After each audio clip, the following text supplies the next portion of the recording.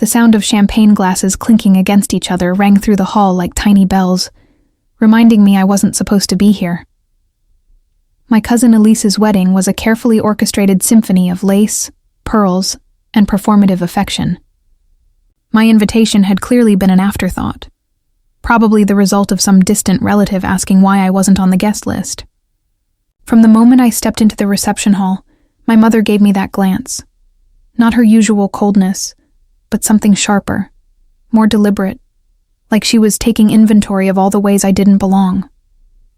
My father didn't even look at me. He was too busy laughing loudly with uncles who hadn't spoken a word to me in years. I found a seat in the far corner, by the kitchen door, where the servers would periodically burst through with trays of food I couldn't bring myself to touch. Before we continue, drop a comment. Where are you watching this from, and what time is it there? I'd love to know how far this story is reaching. The reception hall was draped in white and gold, Elise's colors. I remembered how she'd once told me, when we were children building forts out of couch cushions, that her wedding would be blue like the ocean. Things change, I suppose. People change. Relationships calcify into something unrecognizable. I smoothed down the fabric of my navy dress, the nicest thing I owned, wondering if anyone noticed it wasn't new, if anyone cared. When the bride's father gave his speech, it somehow twisted from celebrating his daughter into a commentary on family pride and not disappointing those who gave us everything. I smiled weakly, trying to swallow the lump of something too bitter to name. My fingers traced the condensation on my water glass. I hadn't touched the wine. I needed clarity today, of all days. Then it happened. A toast.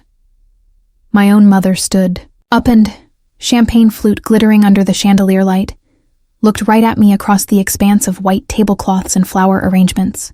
"Some people in this family are nothing but a disgrace," she said, her voice cutting through the polite murmur of conversation. "And you know who you are." The room froze. Her voice echoed like shattered glass across the chandeliers. I wanted to disappear into the folds of my dress, to melt into the patterned carpet beneath my sensible heels. No one defended me. No one even flinched. I sat there, blinking back tears, while my cousins glanced sideways and whispered behind flutes of champagne. I had known rejection before. It had been my companion since I was 16. But this was humiliation sculpted into ceremony, broadcast for everyone to witness. I excused myself to the restroom, where I stared at my reflection under harsh, fluorescent lights. Same brown eyes as my mother, or who I had thought was my mother for most of my life. Same curve of the jaw, shared features that were never enough to make me truly belong. I splashed cold water on my face, careful not to smudge my makeup. Another woman entered, one of my distant cousins, who gave me a tight smile before quickly looking away. The silence between us spoke volumes. When I returned, the dancing had started. I watched as my father twirled my mother across the floor, her dress swirling like cream and coffee. They were laughing, happy, as if she hadn't just publicly crucified their daughter in front of everyone who mattered, and some who didn't. I couldn't breathe. The weight of years of quiet rejection suddenly crystallized into something sharp and unbearable. I left before the cake was cut. The street outside was dark, damp with spring rain, but the cold air felt more honest than the smiles inside. I walked. For hours, maybe. My phone buzzed with a few half-hearted messages from acquaintances asking where I'd gone, but nothing from them. No apology. Not even an explanation for why my mother felt the need to turn her private disappointment in me into public theater. The walk home felt longer than usual, though I knew it was the same 17 blocks it had always been. My apartment building stood dark against the night sky, unremarkable and welcoming in its anonymity. Inside, I kicked off my heels and peeled away the dress that had felt like armor all evening. I stood in my kitchen in my slip, making tea I wouldn't drink, staring at the wall where a family photo used to hang. I'd taken it down 3 years ago, after the Christmas, when my father had pretended not to hear me when I asked him to pass the salt. It wasn't the first time I had been made to feel like an intruder in my own family. At 16, I found out, by accident, that I was adopted. Or rather, taken in by my biological mother's sister after a scandal that no one dared name. It happened during a heated argument between my parents, when my father had shouted, "She's not even really ours. We should never have agreed to take her in." The words had frozen me at the top of the stairs, my teenage heart suddenly understanding all the subtle ways I'd been treated differently my entire life. Whispers followed me at every family gathering after that. I became the shadow of a mistake, the living reminder of some sin that was apparently unforgivable. My grades slipped. I retreated into myself. And my parents, the people who had raised me but apparently never wanted me, did nothing to help me find solid ground again. In college, I studied law, not because I particularly loved it, but because there was something comforting about its clarity, its rules. Right and wrong weren't subjective there. Evidence mattered. Truth had weight. I excelled, fueled by a determination born from rejection. When I graduated, my parents didn't come to the ceremony.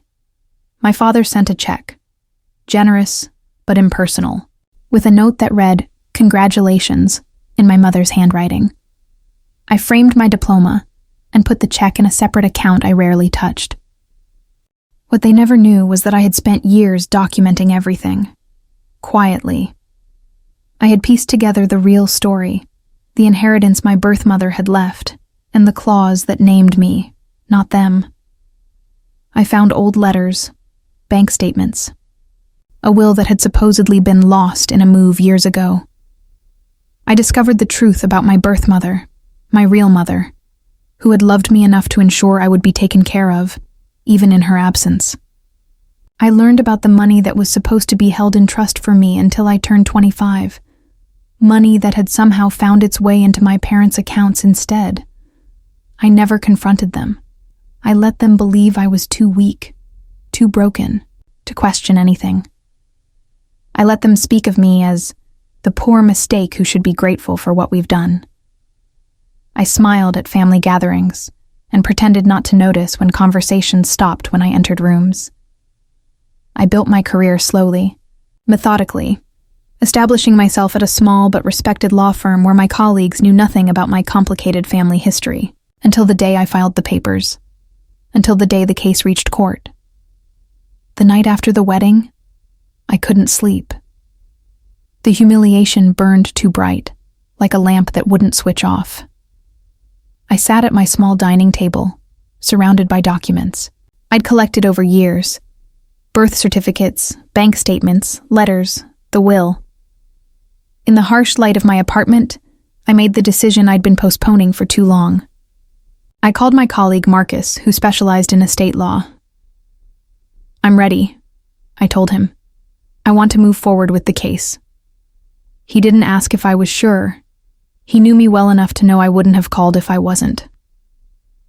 "I'll file the paperwork tomorrow," he said simply. The weeks that followed were a blur of legal motions and counter-motions. My parents hired an expensive attorney from a prestigious firm, someone who looked at me across conference tables with a mixture of pity and contempt. They tried to have the case dismissed. They claimed the documents were forged. They painted me as a bitter, delusional woman desperate for attention and money. Throughout it all, I said almost nothing, letting Marcus and the evidence speak for me. When the court date was set, I received a call from my father. It was the first time he'd called me directly in over 2 years. "What do you think you're doing?" he asked, his voice tight with anger. "Seeking the truth," I replied simply. "After everything we've done for you, what exactly have you done for me?" The question hung between us, unanswered. "Your mother is devastated. Is that what you wanted?" I closed my eyes, remembering her words at the wedding, the public humiliation. "No," I said finally. "That's never what I wanted." He hung up without saying goodbye. The morning of the hearing, I dressed carefully in a charcoal gray suit that made me look older than my 32 years. My hands shook as I applied minimal makeup, twisted my hair into a neat bun. Professional, composed. The opposite of the disgrace they believed me to be. They were there, of course. My parents, dressed for pity. My mother in a subdued floral dress that made her look fragile. My father in a suit that emphasized his recently stooped shoulders. They sat with their attorney, clutching documents they barely understood. I sat across the room with Marcus, silent. When the judge entered, I felt a calm settle over me that I hadn't experienced in years. Judge Harriman was an older man with wire-rimmed glasses and a reputation for being meticulously fair. He reviewed the files before him with careful attention, occasionally glancing up at both parties. I could feel my parents' eyes on me, but I kept my gaze forward, my hands folded neatly in my lap. "This is a rather unusual case," the judge began. "Before we proceed, I want to be clear about what's at stake here. Ms. Mitchell claims that her biological mother, Caroline Mitchell, left a significant inheritance specifically to her, which was wrongfully redirected by the defendants, who are her aunt and uncle, but who raised her as their own daughter." Hearing it stated so plainly made my throat tighten. Yes, that was exactly it, the clinical version of a lifetime of lies. My parents' attorney stood up. "Your Honor, the Mitchells took in their niece after a tragic situation. They raised her as their own daughter. This claim is nothing but an attempt to extract money from a family that has already given her everything." Marcus stood next. "Your Honor, the evidence will show that Elaine Mitchell was the sole beneficiary named in her mother's will. The trustees, the defendants, were obligated to maintain those funds separately until Ms. Mitchell turned 25. Instead, bank records clearly show they diverted those funds for personal use." The proceedings continued, each piece of evidence laid out methodically. Bank statements showing transfers. The original will with my name clearly stated. Letters from my birth mother to her sister, my adoptive mother, explicitly asking her to care for me and protect my inheritance. Throughout it all, I remained still, my face a mask of composure I didn't entirely feel. During a brief recess, I stood in the hallway alone, sipping water from a paper cup. I saw my mother approach, her steps hesitant. "Elaine," she said, my name sounding foreign on her lips after so many months of silence. I didn't respond, just looked at her over the rim of my cup. "Why are you doing this to us?" she asked, her voice barely above a whisper. "After everything—" "Please don't say, after everything we've done for you," I interrupted quietly. "Not today." She flinched as if I'd raised my hand to her. "You have no idea what it was like, taking you in when we had nothing. When your mother left us with what?" I asked. "With her child, or with her money?" Her face hardened, the vulnerability disappearing like water down a drain. "You've always been ungrateful. Always. Even as a little girl." "Ungrateful," I repeated, tasting the word. "Is that what you call it when someone expects basic affection? When someone wants to be treated like they belong? You had a roof over your head, food, education. What more did you want?" The question hung between us. What more did I want? Love seemed too simple an answer, too obvious. And yet there it was. "I wanted to be more than an obligation," I said finally. "More than the mistake you had to hide." My mother's eyes widened slightly. Before she could respond, Marcus appeared at my elbow, gently guiding me back toward the courtroom. "They're ready to resume," he said. The afternoon proceeded with testimony from a bank manager who confirmed the irregular transfers from my trust account. An estate lawyer who had handled my birth mother's affairs testified about her clear intentions for my future. With each piece of evidence, I watched my parents shrink further into themselves, their attorney's confident demeanor gradually giving way to concerned whispers. When the judge called a recess until the following morning, I gathered my things, slowly, avoiding my parents' gaze. Outside the courthouse, Marcus touched my elbow. "You're doing well," he said. "The evidence is solid. Tomorrow should be straightforward." I nodded, unable to find words for the storm inside me. This wasn't just about money. It never had been. That night, I received a text message from my father. "We need to talk. Please." I stared at the screen for a long time before responding. I've been ready to talk for 15 years. He suggested meeting at a cafe near my apartment. When I arrived, he was already seated in a corner booth, looking older than I remembered from just hours before in court. He stood awkwardly when he saw me, as if unsure whether to hug me or shake my hand. In the end, he did neither, just gestured to the seat across from him. "Your mother doesn't know I'm here," he said after we'd ordered coffee. I'm not surprised. His fingers tapped nervously against the table. "Elaine, this lawsuit, it's going to destroy what's left of this family." "What family?" I asked quietly.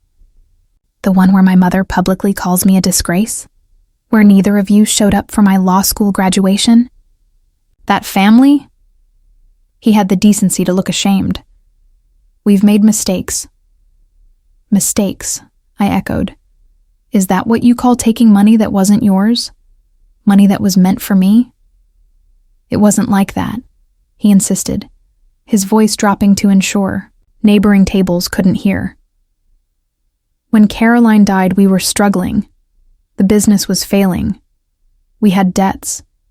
She left you with so much, and we had nothing. We thought... You thought you'd just help yourselves?" The bitterness I'd swallowed for years rose in my throat. He shook his head. "We thought we'd borrow it, just until things improved. Then we'd pay it back before you turned 25. But things never improved enough. And then it was gone. I finished for him. All of it." "Not all," he said, a desperate edge to his voice. "We can make this right. We can sell the house. It's almost paid off now, and there are some investments that have done well. We can give you what's yours, but please, drop the lawsuit. Your mother's health isn't good. The stress..." I studied him across the table. "This isn't just about money," I said slowly. "This is about truth, about acknowledging what happened. What good will that do? Dragging everything into the open? It won't change the past."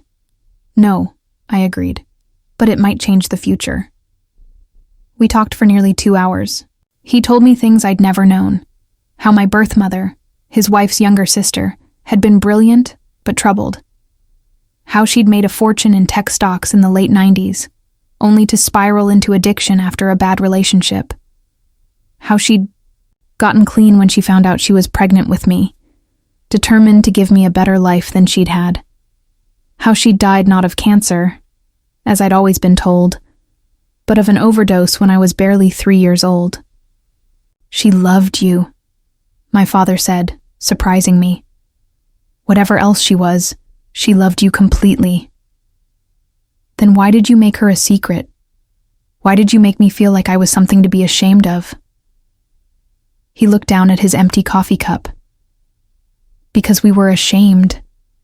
Not of you. Of ourselves. Of the money. Of the lies that kept growing." When we parted, he hugged me awkwardly, a gesture so unfamiliar it nearly brought me to tears. "Whatever happens tomorrow," he said, "I'm sorry. For all of it." I walked home through quiet streets, my mind replaying his words. The apology felt 16 years too late, and yet it was something. A crack in the wall of silence that had grown between us. The next morning in court, my father looked directly at me for the first time in years. My mother sat rigid beside him, her face a careful mask. The judge reviewed additional financial documents, then asked if either party had anything else to add before he made his ruling. My parents' attorney stood. "Your Honor, my clients wish to propose a settlement." They acknowledge that funds were improperly managed and are prepared to make full restitution from the sale of their primary residence and liquidation of personal assets. Marcus looked at me questioningly. I gave a small shake of my head. He stood. Your Honor, my client appreciates the offer, but believes a formal ruling is necessary in this case. Judge Harriman nodded and began to deliver his decision. He spoke of fiduciary duty and breach of trust, of the clear language in my mother's will, and the systematic disregard for her wishes. As he detailed the financial remedies, the full amount plus interest to be paid within 90 days, I found myself watching my parents instead of listening. My mother's face had gone completely white.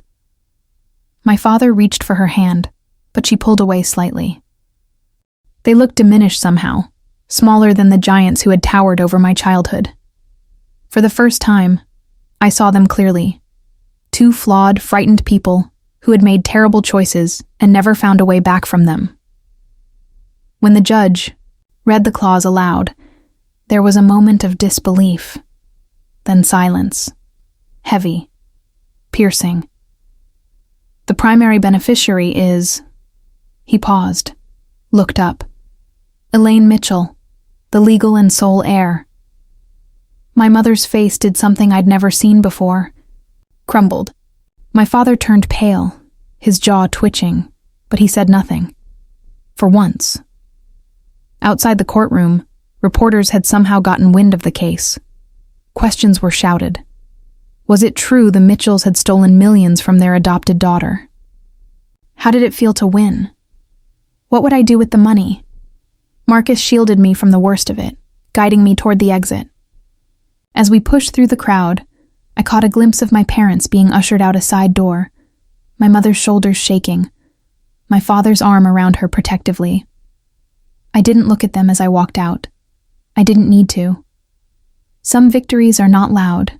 Some are stitched in silence, like a name finally spoken, or a truth no longer buried. At the steps of the courthouse, I looked up. The sky wasn't clearer. The world wasn't fairer.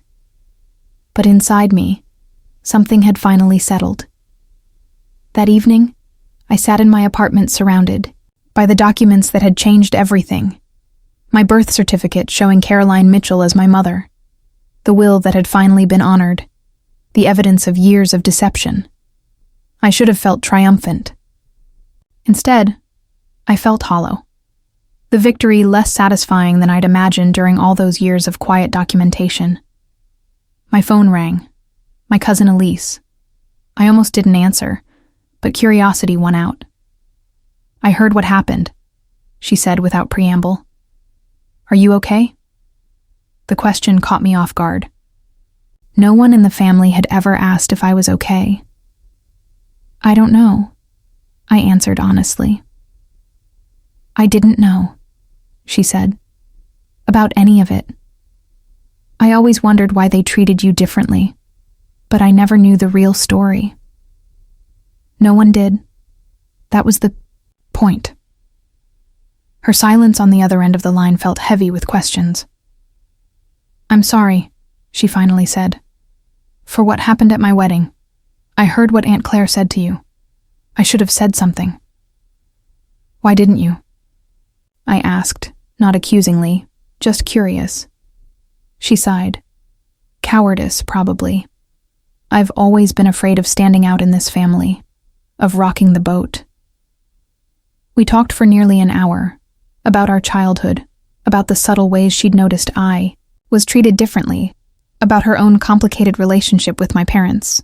Before we hung up, she asked if she could visit sometime. I said yes, surprising myself with how much I meant it. 3 days later, a letter arrived from my mother. Her handwriting on the envelope was as familiar as my own reflection. The same script that had signed my school permission forms, written birthday card messages that never quite felt warm. I set it aside for 2 days before finding the courage to open it. Elaine, it began. No, dear. Just my name. Stark against the cream-colored stationery. I don't know how to write this letter. Your father says I should apologize, but that word seems inadequate for what's happened between us. The truth is, I've been angry for so long I don't remember how to be anything else. Angry at my sister for dying. Angry at myself for never being able to love you the way she would have. Angry at you for being a constant reminder of my failures. That's not an excuse. I know that now. It's just the truth, and after all the lies, maybe truth is where we need to start. What I said at the wedding was unforgivable. I was drunk and bitter, watching Elise get the perfect day I'd always imagined for you, before things between us went so wrong. Seeing you sitting there alone made me face everything I've done wrong as a mother, and instead of accepting that pain, I lashed out. The money was wrong, we know that. Your father told me about your conversation, about Caroline, about how much she loved you. What he probably didn't tell you is how much I loved her. She was my little sister, my responsibility. I failed her in life, and then I failed her again with you. I don't expect forgiveness. I don't even know if I want it. But I wanted you to know that I understand what I've done. The judge was right. You are the rightful heir. Not just to Caroline's money, but to her spirit, her courage, things I've always lacked. Claire. I read the letter 3 times, searching for something between the lines, some hidden barb or manipulation. But all I found was broken honesty, a woman finally acknowledging her own damage. It wasn't an apology, exactly. But maybe it was something more important. Recognition. I didn't respond immediately. I wasn't ready. Instead, I focused on the practical matters before me. The settlement meant I now had substantial resources, more than I'd ever imagined. I took a leave of absence from my firm to consider my options. I made donations to addiction recovery programs in my birth mother's name. I bought a small house with a garden, something I'd always dreamed of having. 6 weeks after the court ruling, I received a call from my father. He and my mother were selling their house, he said, downsizing to an apartment. They'd be moving in 3 weeks. Did I want to come see the house one last time? I almost said no. The house held few happy memories for me, but something in his voice, a fragility I'd never associated with him, made me agree. The house looked smaller than I remembered. The imposing colonial that had dominated my childhood nightmares was just a house, aging and somewhat outdated. My father answered the door, greeting me with an awkward half-hug that felt more genuine than any interaction we'd had in years. "Your mother's in the sunroom," he said. "She doesn't know I invited you. I wasn't sure you'd come." I found her sitting in a wicker chair, surrounded by half-filled boxes. She looked up when I entered, her eyes widening with surprise and something else. Fear, maybe. "Elaine," she said, setting down the book she'd been holding. "Hello?" I remained standing in the doorway, unwilling to enter her space completely. "Thomas didn't tell me you were coming. He wasn't sure I would." She nodded slowly. "I got your check." After receiving her letter, I'd sent the money. Not all of what the court had awarded me, but enough to ensure they wouldn't struggle. I'd marked it as a loan, though we both knew it wasn't. "It was more than we deserve," she said quietly. "It wasn't about deserving," I replied. "It was about ending this. All of it." She gestured to the chair across from her. After a moment's hesitation, I sat. "I found these," she said, indicating a box beside her. "They're yours, if you want them." The box contained photographs, dozens of them. Me as a baby, with my birth mother. Caroline looked so much like me, or rather, I looked so much like her. Same eyes, same smile. There were letters, too, written by Caroline during her pregnancy and after my birth. Love letters, essentially, to the daughter she'd eventually leave behind. Why didn't you ever show me these? I asked, my voice catching. My mother, Aunt Claire, looked down at her hands. I wanted you to be mine, she whispered. Not hers. It was selfish. I continued looking through the box, discovering parts of myself I'd never known existed. Baby clothes, a small stuffed rabbit with one ear more worn than the other, a journal. She kept that the last year of her life, Claire said, indicating the journal. During her pregnancy and after, when she was trying to stay clean for you. I held it carefully, this piece of my birth mother's mind. Did she succeed in staying clean? Claire's face softened slightly. For almost 3 years, she was a wonderful mother to you, patient, present, everything I never managed to be. What happened? Really? She took a deep breath. She met someone, a man who reminded her of your father, your biological father. He was trouble, but she couldn't see it, or didn't want to. She started using again, just occasionally at first. Then more. We tried to help, your father and I. We took you for weekends, then weeks. The last time she dropped you off, she said she just needed a month to get herself together. Claire's voice broke. She died 2 weeks later, alone in her apartment. I closed my eyes, absorbing this new reality. Not the sanitized story of a brave young mother taken by cancer that I'd been told as a child, but the messy, painful truth of addiction and isolation. Why didn't you tell me the truth when I got older? Shame, she answered simply. My shame, your father's, and fear that you'd follow the same path if you knew. So instead, you punished me for being her daughter. She didn't deny it. I think I was always waiting for you to fail, to prove you were like her. When you didn't, when you were steady and responsible and determined. It made me face how wrong I'd been. About her, about you, about everything. We sat in silence for a long time, the weight of decades of misunderstanding between us. I can't forgive you, I said finally. Not yet. She nodded. I know. But I'd like to know more about her, about Caroline, if you're willing to tell me. Something shifted in her expression, a loosening, an opening. I'd like that, she said. She deserves to be remembered, properly. We talked until the light faded from the windows. She told me about Caroline as a child, fearless where Claire had been cautious, brilliant where Claire had been merely smart. How Caroline had climbed trees and broken arms and laughed through her tears. How she'd left college to join a tech startup before anyone understood what those were. How she'd made a fortune by 25 and lost friends almost as quickly. She burned bright, Claire said. Too bright sometimes. I learned that my birth father had been Caroline's business partner, married to someone else, uninterested in fatherhood. That Caroline had decided to have me anyway, with a ferocity of purpose that had scared everyone who loved her. She named you Elaine because it means bright light, Claire said.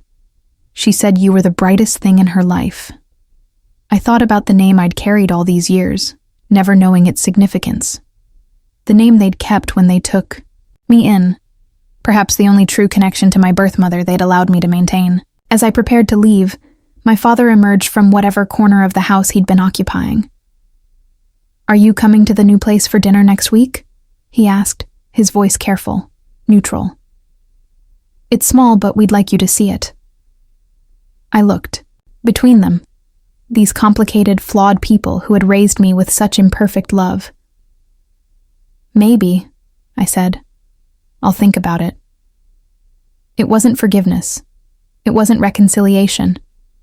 But it was possibility. A door left slightly ajar, rather, then slammed shut. 2 months later, I established the Caroline Mitchell Foundation, dedicated to supporting mothers struggling with addiction. I used a significant portion of my inheritance to fund it, finding a strange comfort in transforming old wounds into new purpose. My father volunteered his accounting services. Claire provided photographs of Caroline for the website, vibrant images of the woman I'd never had the chance to know. On what would have been Caroline's 50th birthday, we held a small ceremony to launch the foundation. Elise came with her husband.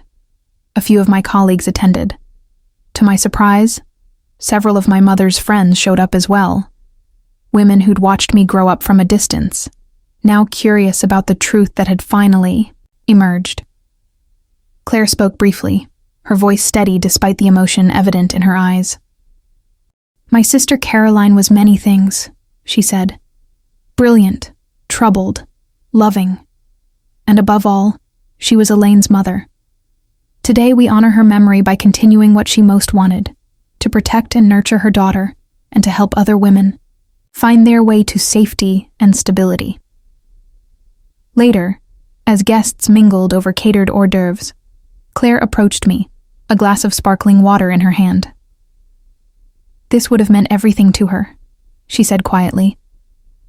What you've done with her, legacy. I think she would have wanted you to be part of it, I replied. You are her sister, after all. Something flickered across her face. Surprise, gratitude, something deeper. After everything. We can't change the past, I said, the words coming easier than I'd expected. But maybe we can build something different now. She nodded, blinking back tears. I'd like that. It wasn't a fairy tale ending. There were still awkward silences at dinners, moments when old hurts resurfaced like bruises pressed too hard. But there was also something new growing in the space between us. Not the automatic bond of mother and daughter, but the cautious respect of adults acknowledging each other's pain and progress. 6 months after the foundation launched, I received an invitation to another family wedding, my cousin Michael's. This time, the invitation arrived early, addressed in my aunt's own handwriting with a personal note. We would be honored if you would attend. I wore blue to the wedding, the color Elise had once dreamed of for her own celebration. When I entered the reception hall, people noticed me, not with whispers and sidelong glances, but with direct smiles, with conversations that didn't stop when I approached. During the toasts, Claire stood, champagne flute in hand. Her eyes found mine across the room, and for a moment, I thought of that other wedding, that other toast. But she smiled, a small, genuine curve of lips that contained decades of regret and the tentative seed of something new. To family, she said, in all its complicated, imperfect forms. I raised my glass with everyone else. Some wounds never fully heal. Some stories don't have perfect resolutions. But perhaps that's what makes them real. The jagged edges that never quite smooth over, the silences that gradually give way to halting conversations, the inheritance of pain transformed, with tremendous effort, into possibility. Some families build you up, others bury you, and then sometimes with work and time and truth, you find a way to grow something new from soil you once thought was barren.